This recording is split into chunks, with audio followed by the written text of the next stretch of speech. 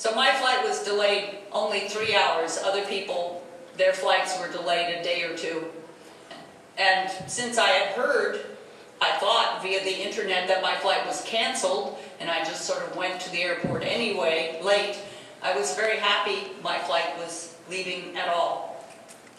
Now we are in Venezuela. You can see there's a big mural. And moving along, just to give you a quick introduction to some of the Venezuelan scenes, I want you to notice the people you see. They're dark-skinned, a great many of them. Venezuela is about 3/4 people of color. This is not something that comes up in the US media. These are just views of Caracas to give you an overview. Our media doesn't mention the color differences, and Juan Guaido, who has presented himself as president, says that he is president. We'll get back to his contention, but he's very white, and the upper classes in Venezuela tend to be very white.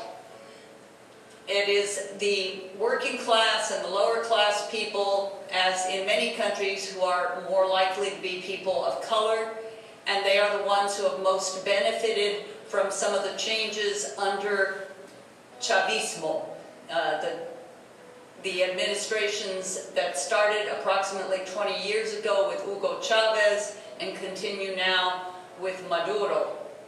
Maduro is the elected president of Venezuela, elected in 2017?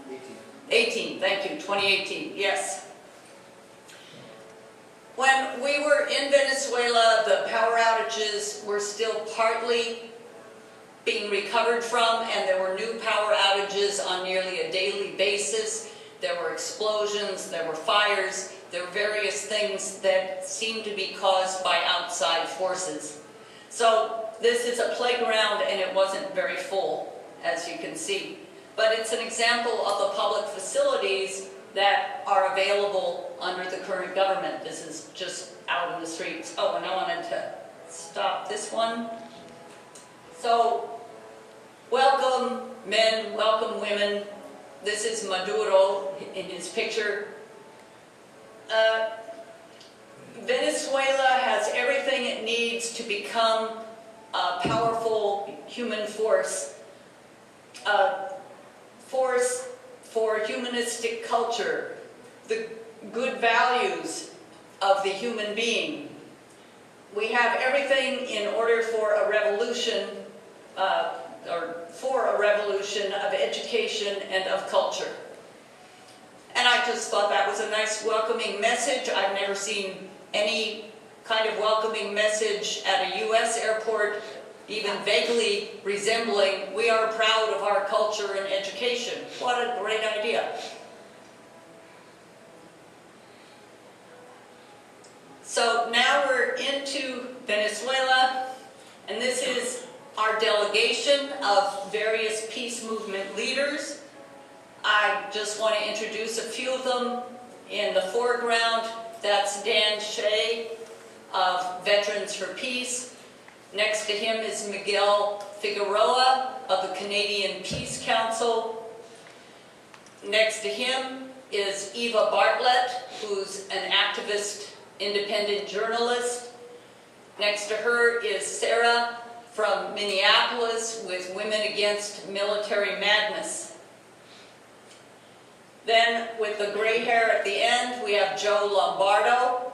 Next to him is Ajamu Baraka, who has been a presidential candidate with the Green Party, and he's with the African Peace something, maybe Congress.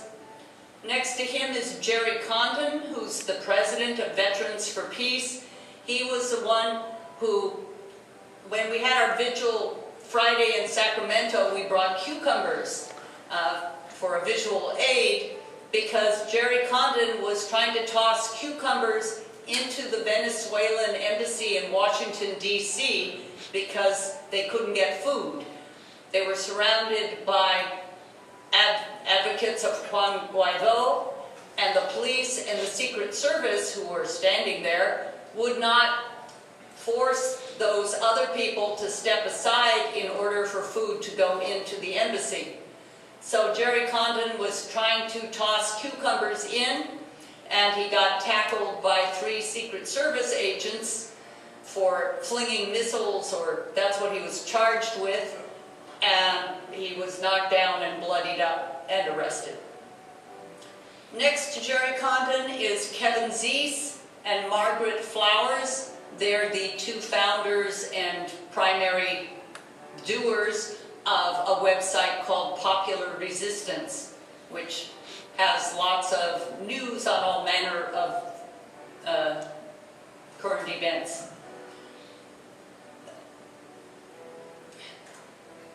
Sorry.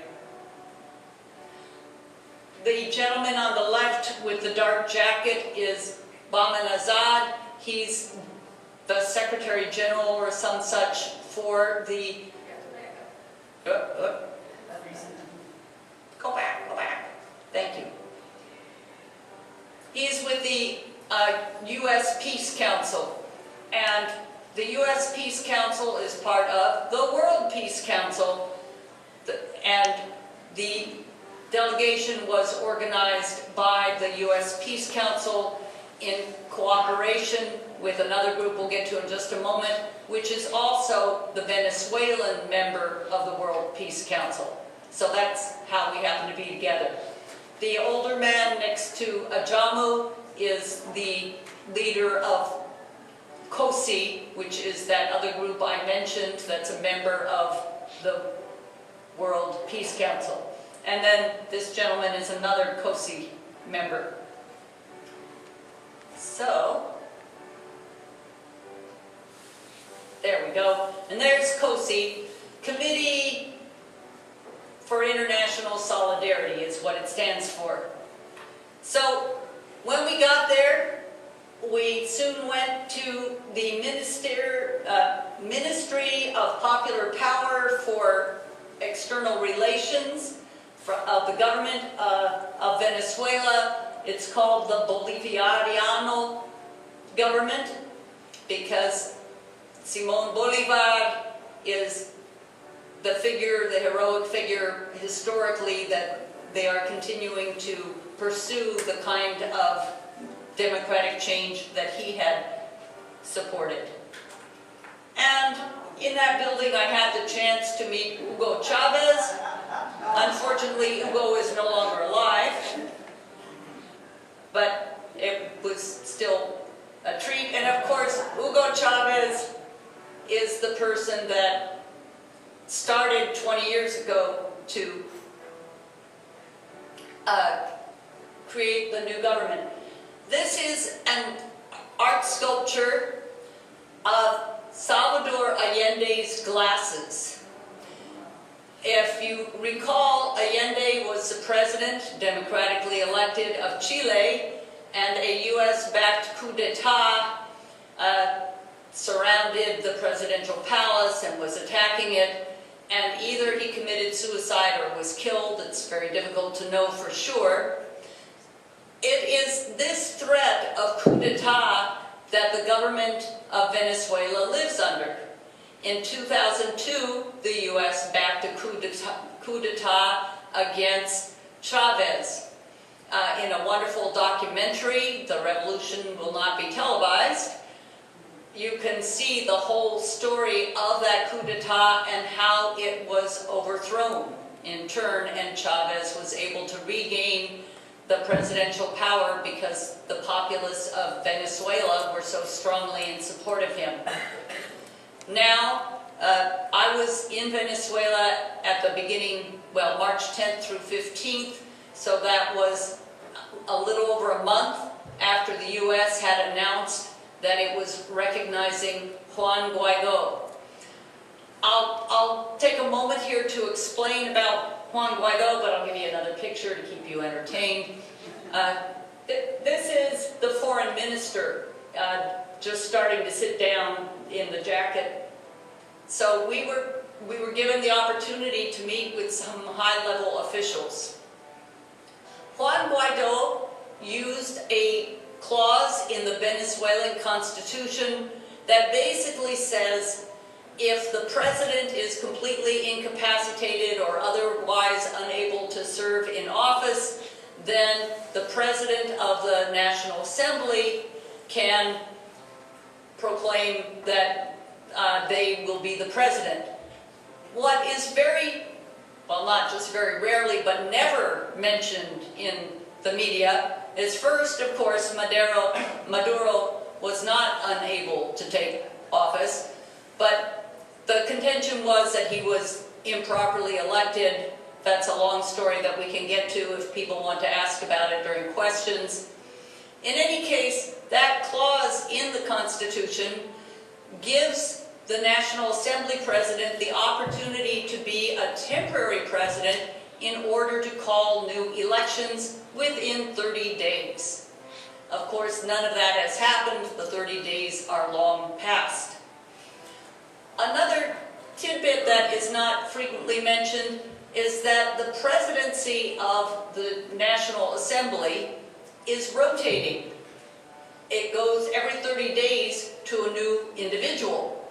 So Juan Guaido is no longer president of the National Assembly. Additionally, there is some kind of order of who gets to be president next, and it wasn't Juan Guaido.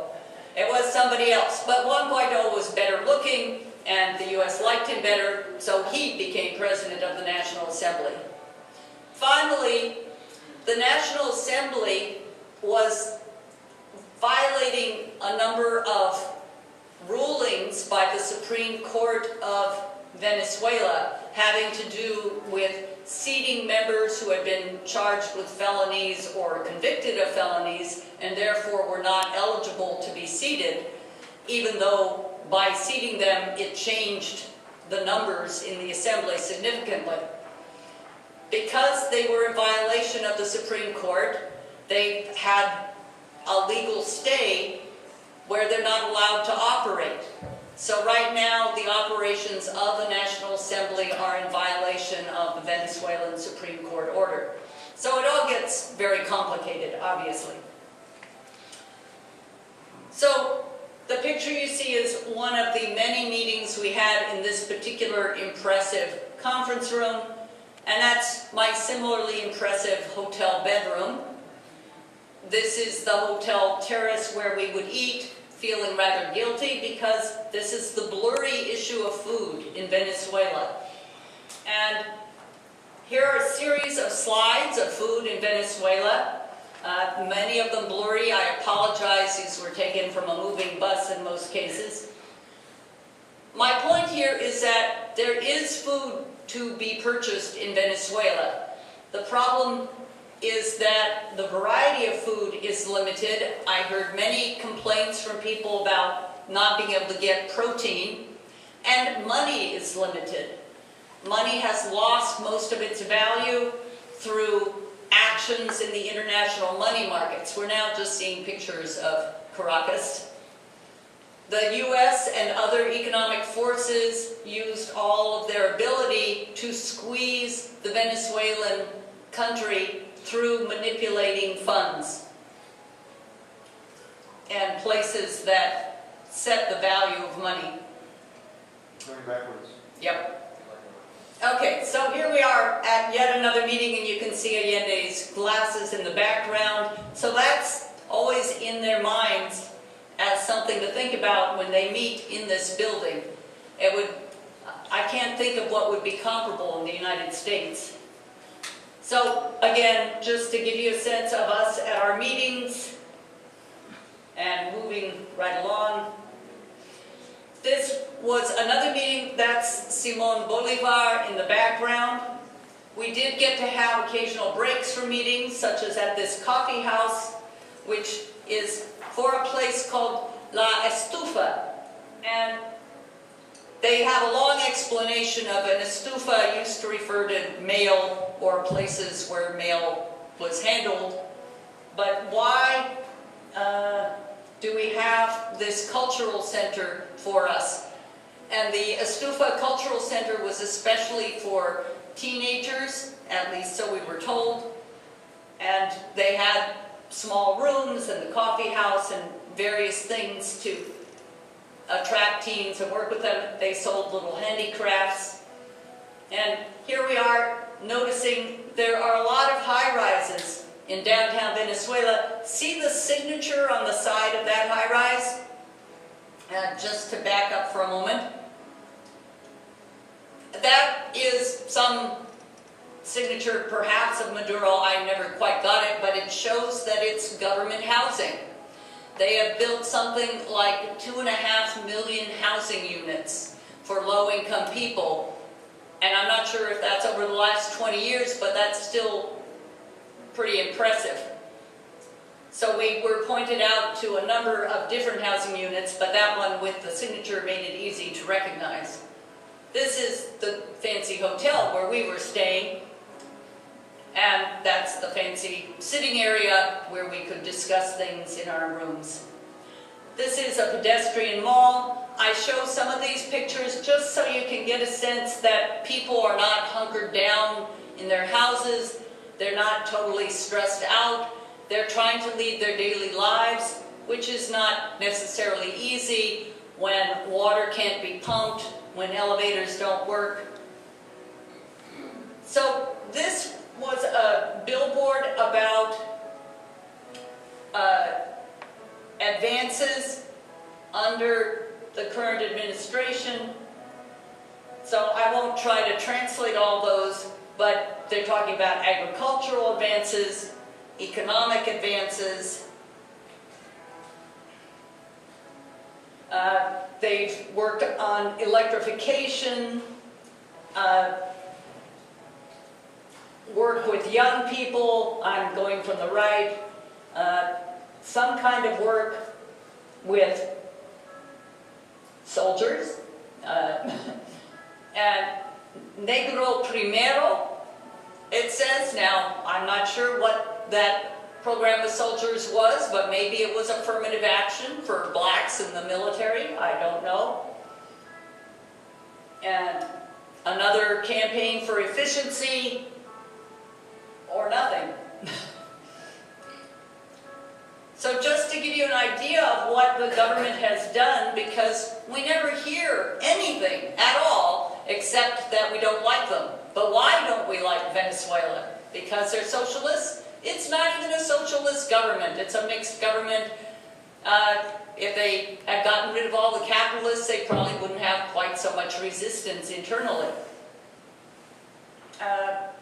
I love this one about expanded the system of national orchestras and choirs for youth and children in Venezuela. So those are some examples of the kinds of things that they have undertaken.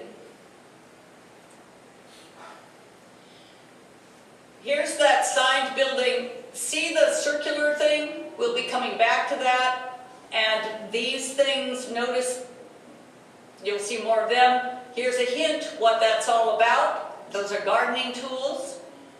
And they come in a box that can be reused for planting things. Those are greenhouses on the top of an urban building. And now we're coming into that circular structure you saw from high above. We're walking over there past a wonderfully evocative mural. These are all efforts at urban agriculture. Venezuela is very interested in urban agriculture, partly because they do not have a very good food system internally in any case. They've been all about petroleum forever. Also, now that they have so many sanctions against them, they have a tremendous need for more food, especially food that doesn't have to be transported long distances, because while they have plenty of petroleum, they don't have tires, they don't have replacement parts for automobiles. So they're trying not to use vehicles as much. So this is a local effort, as usual. There were press conferences when we went to someplace noteworthy. I'll just back up for a minute. Again, notice that these are darker-skinned people. They're the low-income people who live in this complex. This is the delegation planting, and a cute kid. But they're there seeking to grow some of their own food and having it more available.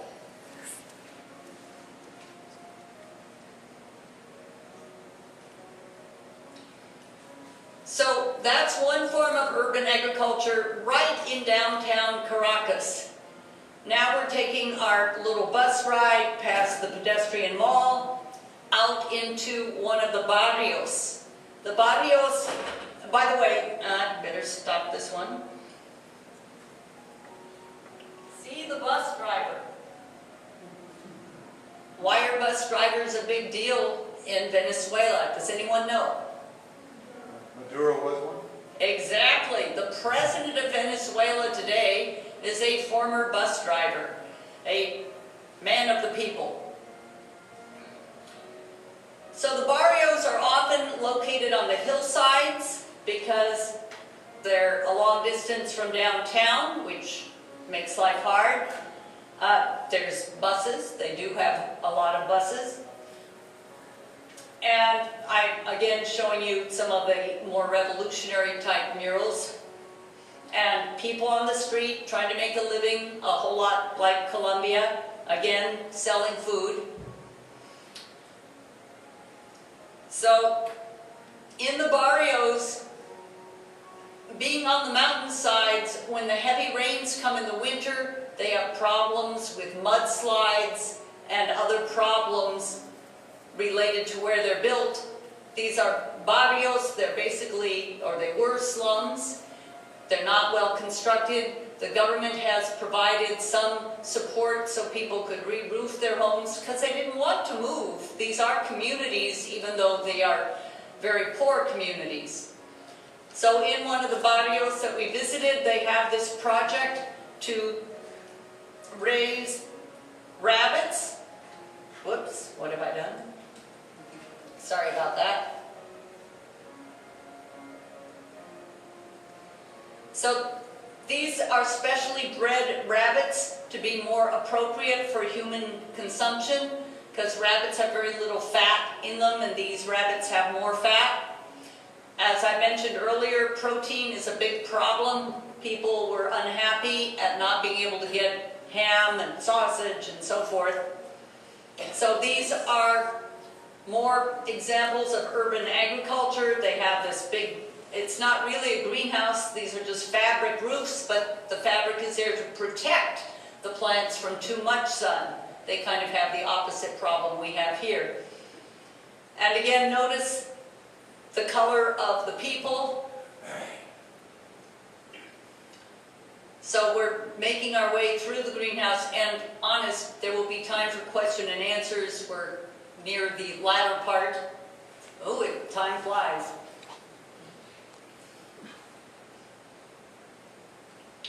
And they've got water in those barrels and lots of compost. And you can see this is in the mountainous area that's right in the city of Caracas. And this, just to take a moment, clap. We made a lot of jokes about giving everyone clap, but clap, I never did hear what it stands for, but they're boxes of basic foods that are distributed to low-income people at steep discounts, about a 90% discount off the normal value of the food. One of the accusations against Maduro is that he made bad economic decisions when Venezuela was up against hard times, when the Saudis flooded the oil market and torpedoed the price of oil, and then later when the U.S.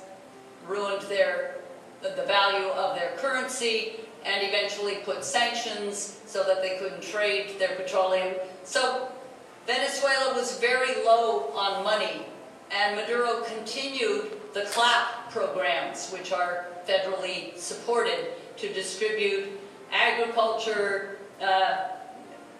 to the people. And all this is talking about an agricultural shop and fabricating, I don't know what came after the Fabricio, shop and fabrication location, producing food, producing for the community, producing agriculture, what's insuno?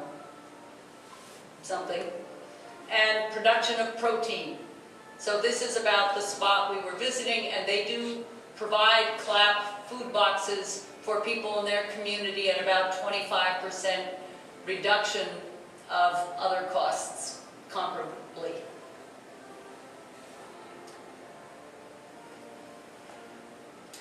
So what you can almost see are the houses in the distance showing the barrio. This is kind of what some of the barrio houses look like. Here's a slightly better view where you can see the small houses. And now we have Chavez to remind you that the revolution took place and the people rose up, and what do we get? Da, da, da. We get electricity. The electrical wires. One of the interesting things about the barrios was they surround the city of Caracas on the mountainsides, but prior to 20 years ago, if you looked at a map of the city, there was nothing there. No barrios. That's an illusion. When you're not on the map, you don't get connected to city services. No electricity, no water, no buses. So under the current administration that's been in power for about 20 years, they've extended electricity, water, buses to people in these areas. Especially, I don't really know if this is the steepest barrio. There was one that was pointed out to us, and the people in that area almost never came downtown because it was way steep. It was only under Chavez that finally the government put in a cableway, or whatever those things are that climb up hillsides that are like a bus but they're angled. And that has been a target of the Guaido and other forces trying to overthrow the government because it's highly symbolic as well as highly practical. It represents the way the government has sought to provide services to people who for the first time could commute back and forth into town to jobs, to buy food, what have you. But that's been repeatedly attacked. So, just to give you an idea of how revered Chavez is, these are some of the National Guard members. They're marching along to fire off the daily cannon that's fired. This is at the mausoleum for Chavez. Each day they fire the cannon either at the moment of his death or the moment of his birth. And the mausoleum is very fancy and reflects, as this does, how much continuing fervor there is for Chavez, less so for Maduro. This is the audience at a television program. We were invited to be part of the audience. You could only be in the audience if you were invited, so I want to acknowledge that this is a selected audience. We're meeting out of doors. That's the outside wall of the National Palace. Kind of a trippy idea to think that the White House would say, yeah, make your television, you can take your television show right here behind the White House. But this television program is hosted by the second most powerful figure in Venezuela. He's the head of the Constituent Assembly. Now, when I told you the National Assembly is under a court order not to do things, so who's doing things? The Constituent Assembly was selected through a complex procedure designed to get representatives of different constituencies of the population. It's not a direct voted kind of thing. So the head of the Constituent Assembly is the second most powerful political figure in Venezuela. He's also, at least in the past, had a spotty past of possibly being involved with the drug trade. Chavez, when he was dying, named his successor, and many people thought he would name the man who's featured in this television program. He did not. He chose Maduro, possibly because of the questionable past of this other figure. just to orient you a little on the television program,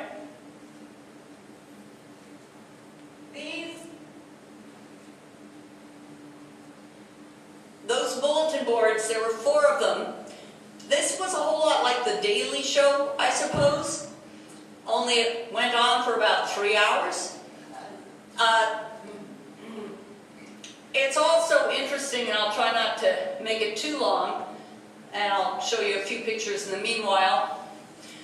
This head of the Constituent Assembly was a fellow military person with Chavez, and as such he was pretty straight-laced and boring. But somehow Chavez, being very charismatic, may have inspired him, because now he's a stand-up comic, I'll tell you. So they started the show with some rap music and some patriotic songs. So here they are doing their rap music and everybody's rocking out with it.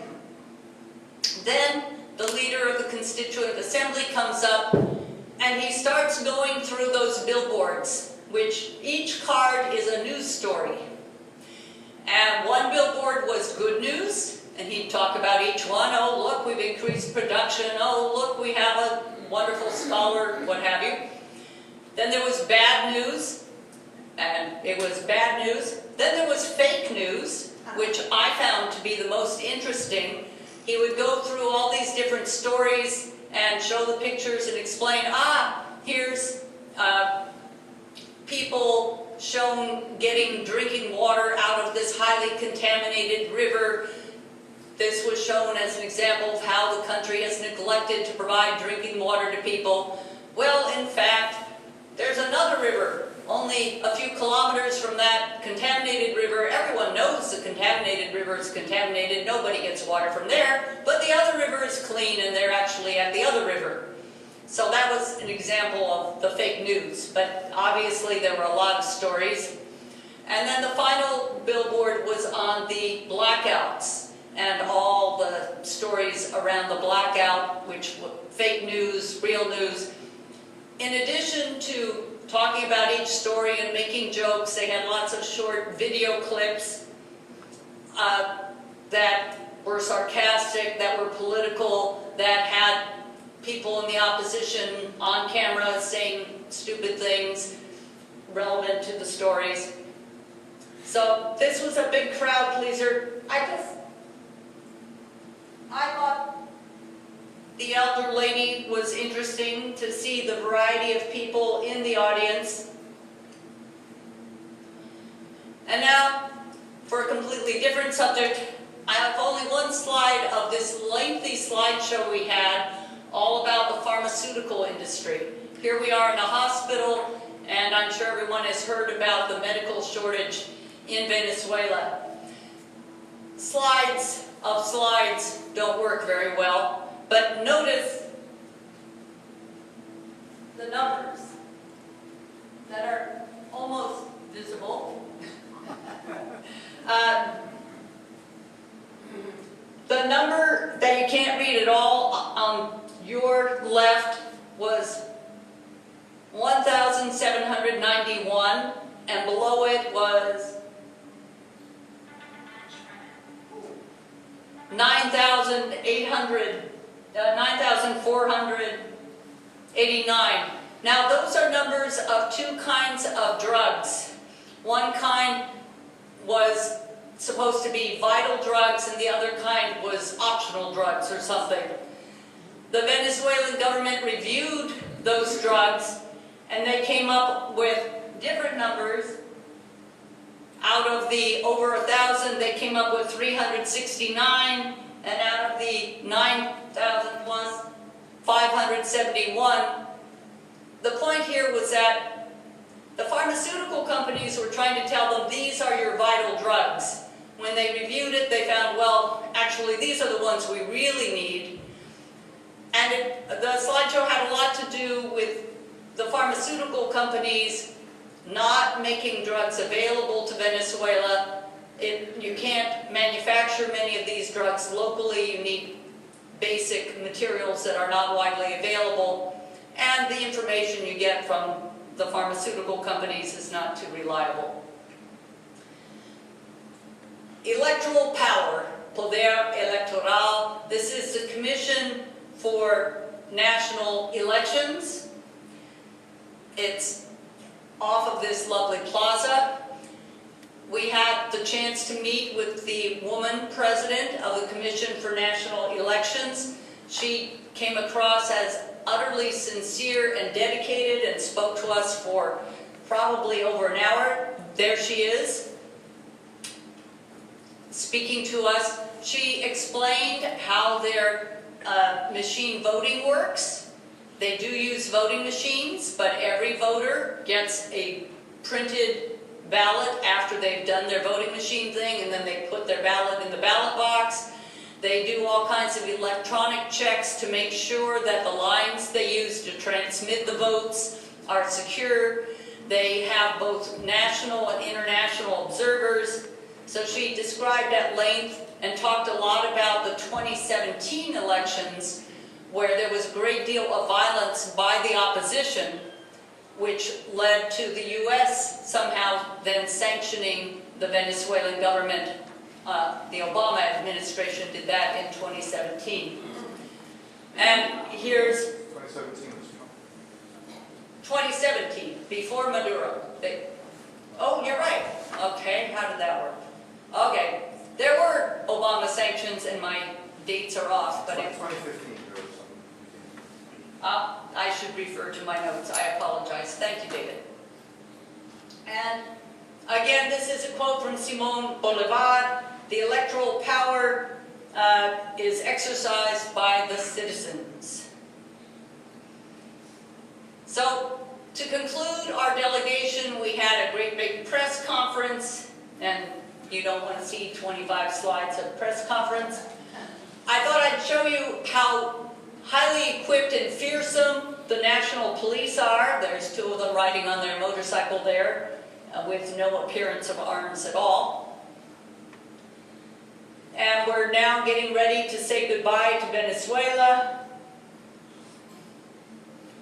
Riding out of town past the barrios to the airport, named after, surprise, Bolivar. Here are people at the airport who have come in from flights to other countries. Notice they have tons of eggs. They brought food in with them because everything in Venezuela is at enormously higher prices than elsewhere because the currency has been devalued by the international market. Even, we were told, a cell phone, if you bought it brand new and then waited a month, it would be worth a whole lot more than it was when you bought it. Finally, I included this picture, sprinklers, sprinkling system. This was just to show that they really do have running water in Venezuela, and things were working pretty well by the time I left. That was before the next round of blackouts. And that's the interior of the airport, under funny colored lights. It was much nicer coming in because, leaving, because when I came in, only about 4 of the lights were on. They were using reduced electricity, none of the lights were on in the ladies' room. It made it all very adventurous. And that concludes the slides, and now it's your chance to ask questions.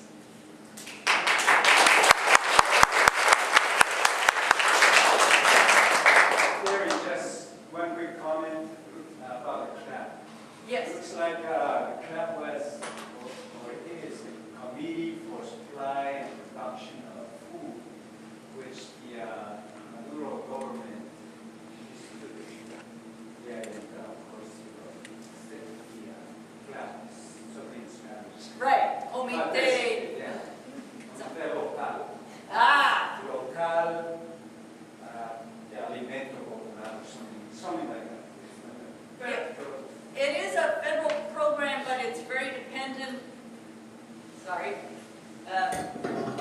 It's very dependent on local people to administer it.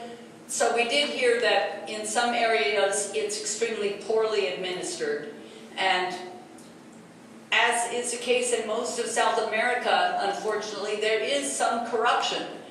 As a person on a delegation, I did not have any way to detect or identify what the level of corruption was, but that is a widespread problem in South America. And there have been a number of trials and convictions of people in Venezuela for corrupt practices. Question that I have is this. I know that a lot of the uprisings and things like that that we get here on the news happen to be in Caracas, Spain. Do you know what the rest of the country is experiencing? They have, a big problem in the countryside where I'm sure people can calculate some. Repeat the question. I shall. So the question was, most of the news in the U.S. talks about uprisings or political actions in Caracas, and the question is, what about in the countryside? I have heard that food is not as big a problem in the countryside because, as Tony was saying, people can grow food in the countryside, and it's not a big problem of delivering the food to the consumers. So I believe the food issues are lessened. However, there's still a tremendous refugee issue, and people who are nearer to the borders find it easier to go to a neighboring country. I would think that might lead to less uprising in the countryside because people can, so to speak, vote with their feet. I do want to mention that when we were in Caracas for 5 days, we didn't see any kind of demonstrations nearly at all. There was one Saturday when Juan Guaido had called on his supporters to demonstrate, and as we were driving along, we saw a group of 15 to 25 Guaido supporters demonstrating. So that was not a terribly impressive demonstration. It could be our bus drivers always drove around everything that was going on, but I've been in many places where when there's a huge demonstration, you can hear the roar and rumble from a distance away. I left on the 15th, which was supposed to be the day we would leave, because my flight was still running to Colombia. All of the folks who had flown from Miami flew with American Airlines, and they couldn't leave because American Airlines canceled all their flights because of the huge unrest in the streets, which we saw no evidence of whatsoever.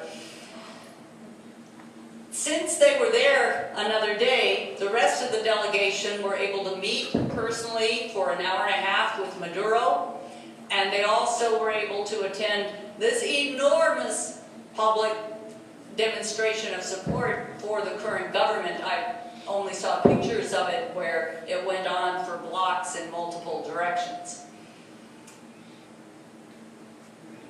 Okay, I see Terry, and after Terry, Mario. What did the U.S. do to the currency of Venezuela toward the The question is, what did the U.S. do to the currency of Venezuela to undermine it so greatly? It gets very complicated, and I can't claim that I understand all of this. There is some kind of a website which must reflect some kind of institution that sets the value of currencies relative to one another.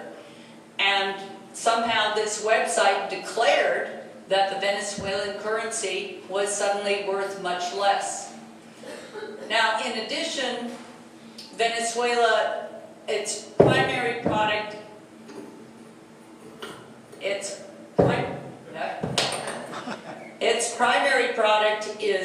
petroleum, but they also are a large producer of gold. So they were trying to sell some of their gold overseas to get foreign currencies, and the U.S. jumped in to say to other countries, you can't buy the Venezuelan gold. Now, don't ask me exactly how the U.S. is able to tell other countries what to do, but we do it a lot. So it had a lot to do with this website's declaration, And then that combined with the general economic distress of the country in not having money coming in through petroleum sales or gold sales. And so when you don't have money coming in, you can't buy things, and if you can't buy food and medicines, then the value of the food and medicine gets a lot higher. But a big part of it was this inflation that you probably all heard about that was just hyperinflation. Mario? I just wanted to ask whether in your delegation you recorded any of the conversations with the different officials that you had. Was anyone recording while you were there? There were people recording, not me. Unfortunately, the person I'm most familiar with who was recording lost his cell phone shortly thereafter with all of his recordings, and he had recorded almost everything. But I imagine some of the others have recordings. I'm just not really knowledgeable. If you are curious about a particular thing, I can look into it. Thank you. And the question was, were people recording? I'm sorry to have neglected to repeat the question. Travis? We hear that Maduro made lots of bad decisions, especially about the economy. Did you get any sense of that? What kinds of decisions had he made that had also contributed to the economy going in a negative direction? The most convincing thing that I've heard, the question was about all these alleged, we hear about them, bad decisions that Maduro made that contributed to the problems with the economy. I think probably the most significant bad decision is actually one that has been made by the leaders of Venezuela for a long, long time. SALA sponsored a program on Venezuela about maybe a year and a half ago now, where we had a professor from Southern California, well-known, present about Venezuela, and he talked about the way that the country has been a one-product economy ever since petroleum became a commercial product.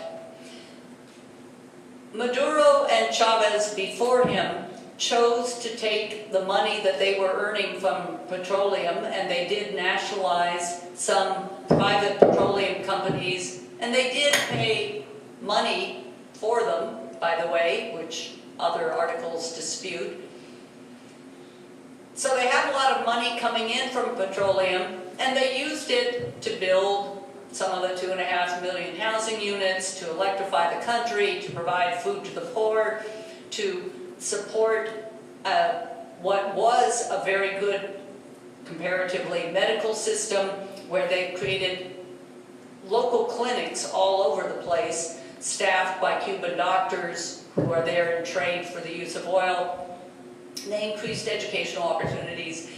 In other words, they invested the money in a lot of ways, but they did not put money into diversifying the economy.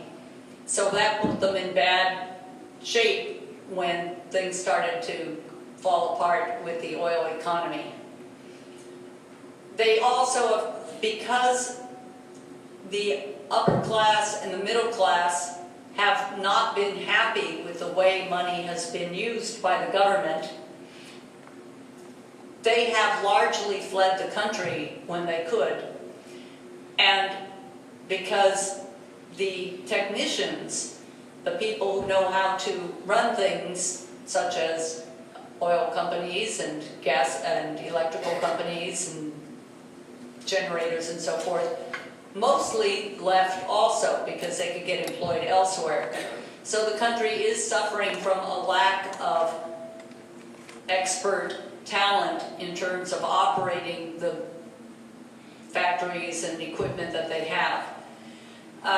Whether that can be called a bad economic decision is another question. Otherwise, I don't really know. We hear that all the time, but I've never heard beyond that what kinds of mistakes Maduro is alleged to have made. Brady. Thank you, Darien, for this very interesting. Thank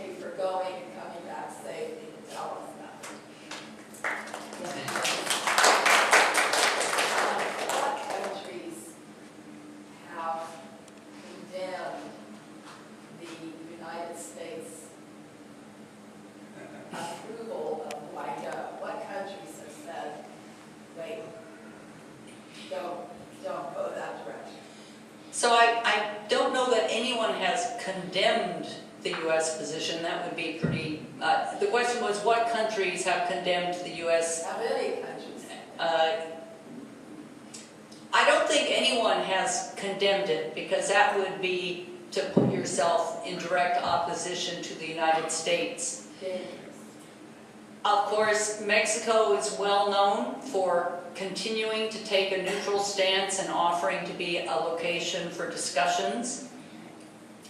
Spain, at least for a while, was not siding with the rest of Western Europe who were supporting Guaido.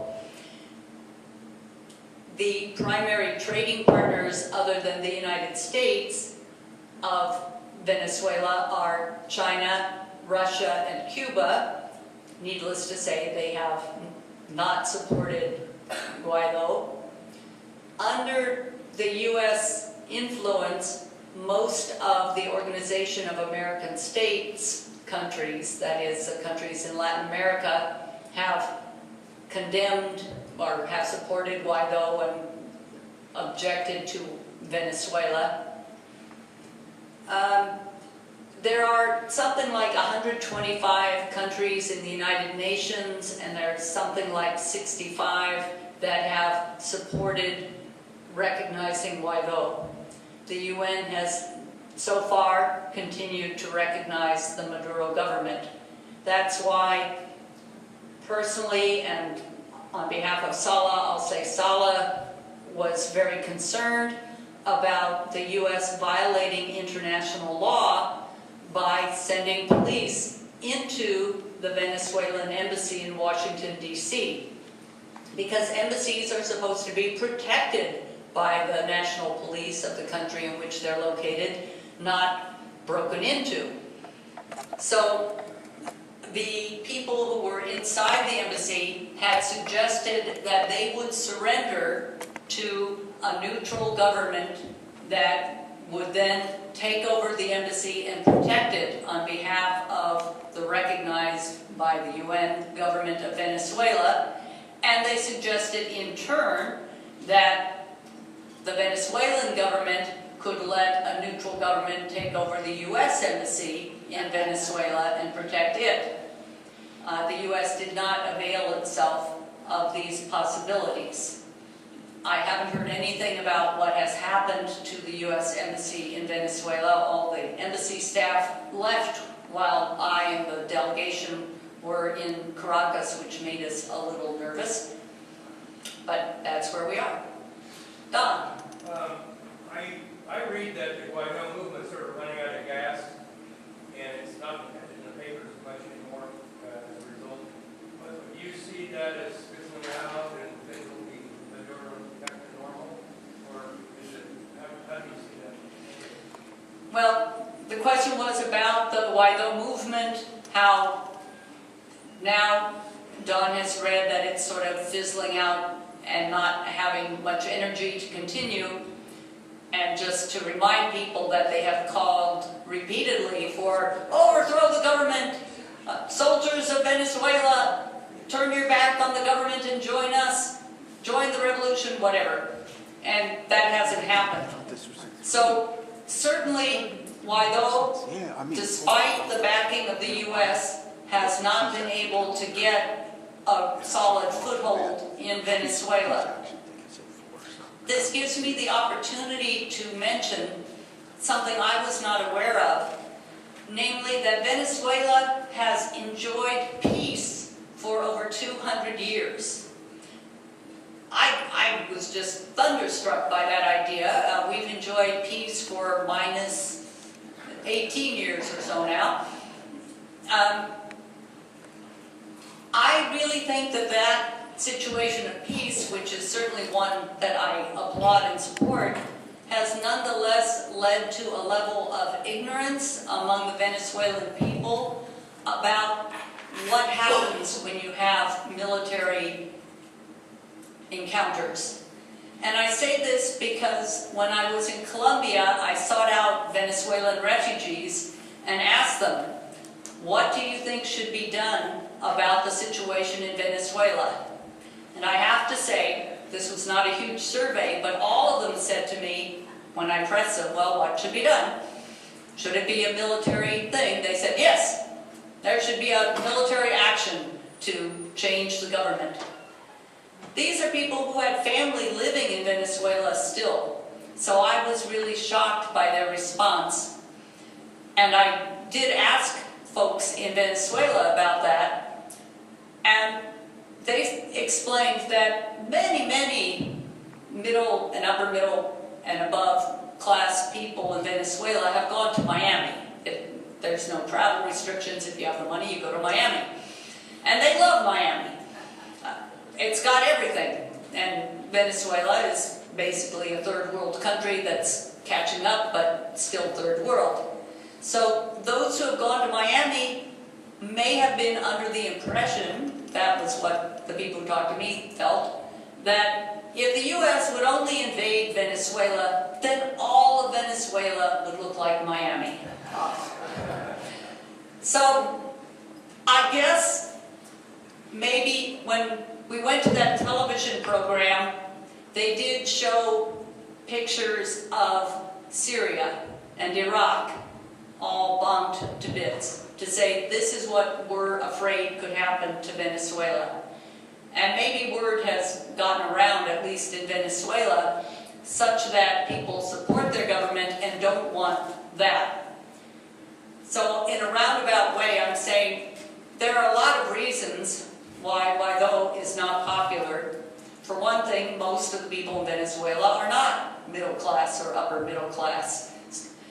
The only thing that I have been able to find about what Guaido is offering for his government of Venezuela is he would privatize oil companies again.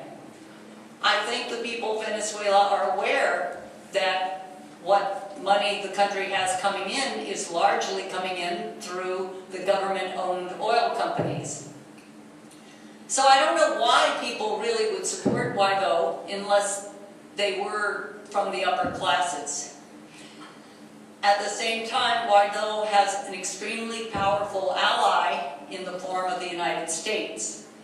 And there's lots of questions, well, there are questions and I think strong evidence that the U.S. has already used various, I don't want to call them non-traditional because they're very traditional to the United States, but various underhanded means to further endanger the situation in Venezuela. Clandestine. Thank you. Clandestine would do it, yes. What I've heard is that now the U.S. government is starting to consider having diplomatic discussions since they haven't been able to get Guaido in through other means. And that would be progress. There are those who point out, well, Maduro was elected, and he was elected for a 6-year term, so why would he want to have diplomatic discussions that evidently are designed to get him out of power? However, I think Maduro does care about Venezuela, and he might be willing to try to identify some other more acceptable leader in order to get the boot of the United States off the neck of Nicaragua. The current sanctions, sorry, I mixed up my countries, thank you, Venezuela. The boot is also on Nicaragua and Cuba at the moment as well. And the current sanctions against Venezuela are so extreme. Their billions of dollars in U.S. banks have been seized by the U.S. Their billions of dollars of gold in the UK have been seized by the government. Their trading partners have pretty much dried up. They do, as I said, still trade with Russia, Cuba, and China, but in every case they don't receive money for that. They receive something else. With Cuba, they get doctors. With Russia and China, they're paying off enormous loans. So they need a source of money in order to buy parts, food, pharmaceuticals, etc. So there's huge pressure on them to do some kind of diplomatic negotiations, whether it's consistent with international justice would be another question. Did that kind of answer your question? Way in the back. Darren, the U.S. press has reported that Maduro mismanaged the oil companies, and I just was wondering if any of that may be part of the call to have it privatized. I was just wondering if you could speak to that claim. So the question was, the U.S. press has reported that Maduro has mismanaged the oil companies, so could that be part of the pressure for privatizing them? Okay, and one of the points was they didn't reinvest enough in the actual oil production and something related to that. And one of the contentions is that there wasn't enough reinvestment in the oil companies. And I think this ties into what I said before about under Chavez and Maduro, they chose to invest in the people rather than in the companies. So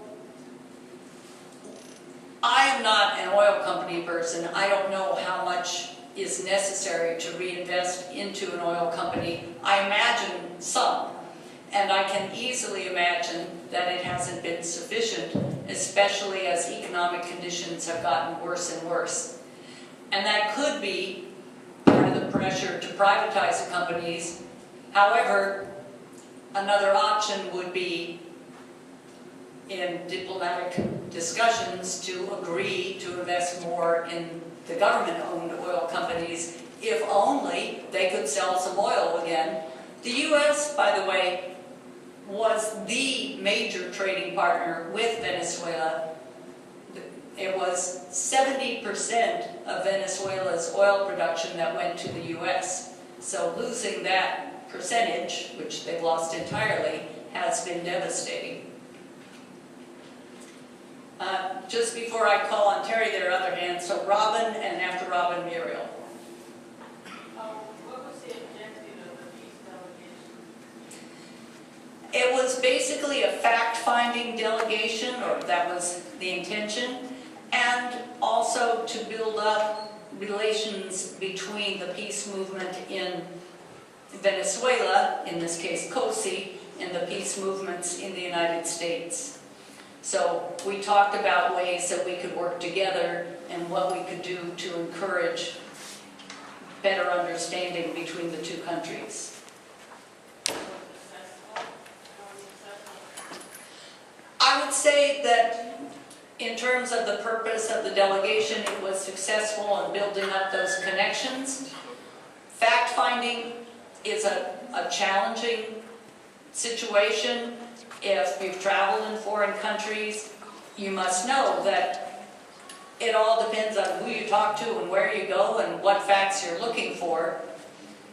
And especially in the world today with so much fake news out there, I think that all of us are challenged to figure out what is true and how do we decide what is true.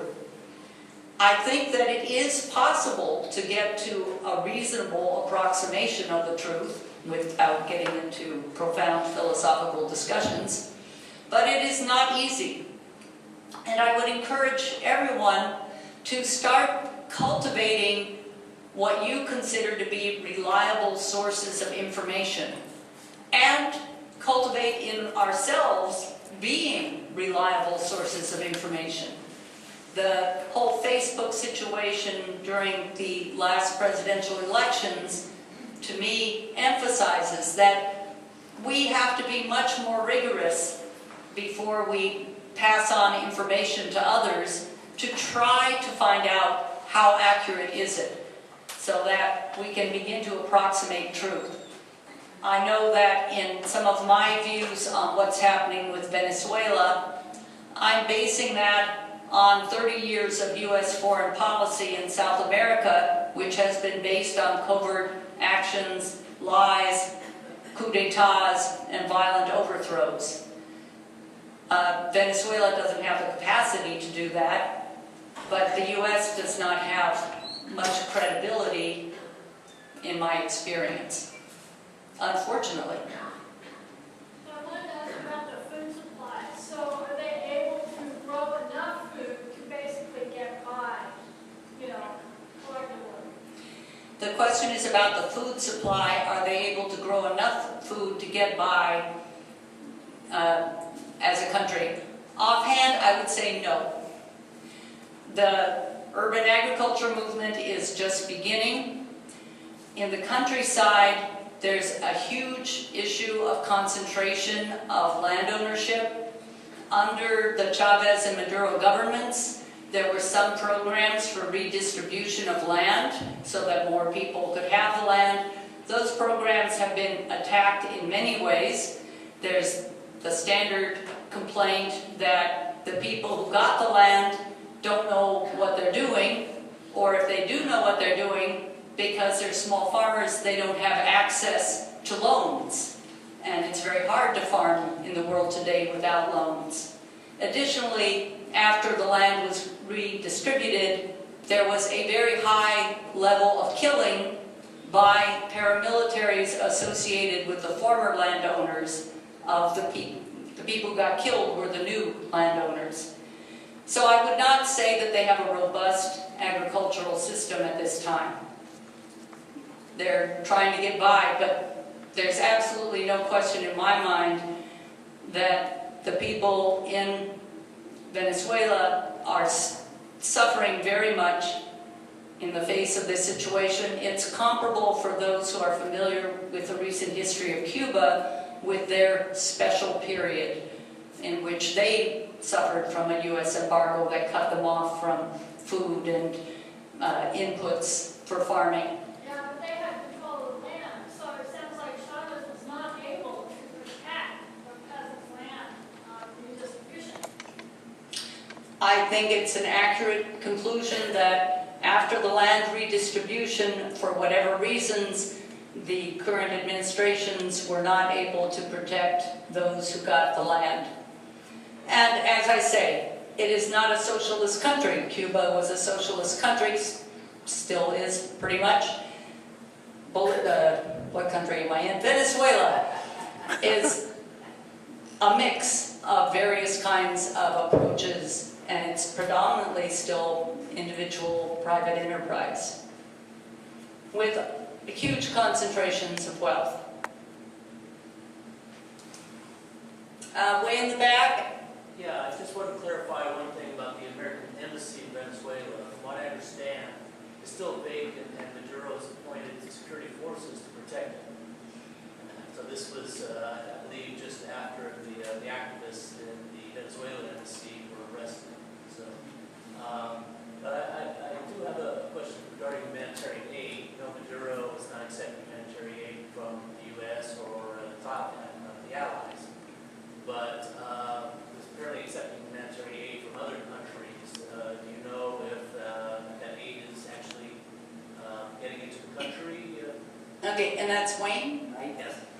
So Wayne first pointed out that the current status of the U.S. Embassy in Caracas, from what he's heard, is that the Maduro administration has assigned security forces to protect it.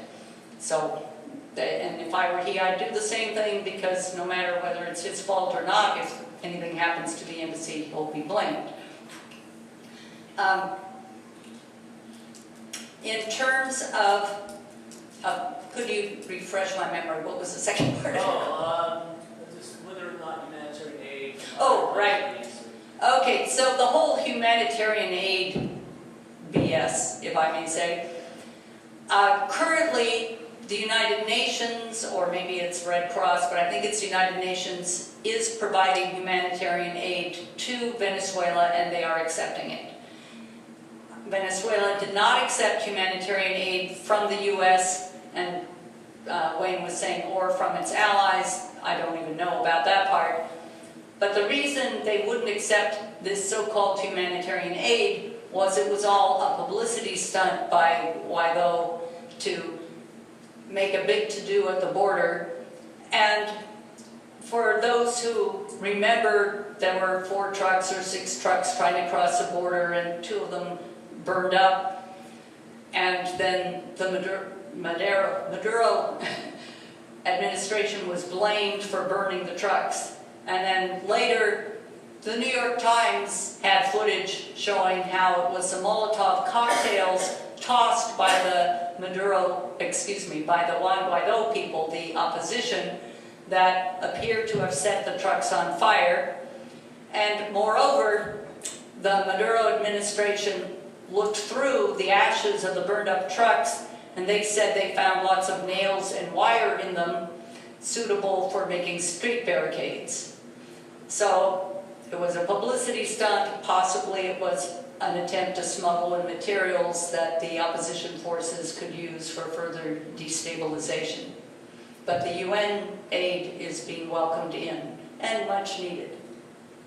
I just want to emphasize that WILPF has not taken a pro-Maduro stance or an anti-Maduro stance. We take a pro-democracy stance. Maduro is the elected president. Therefore, we are supporting the elected president. I don't think SALA had a vote on it. Well, I thank everyone for coming.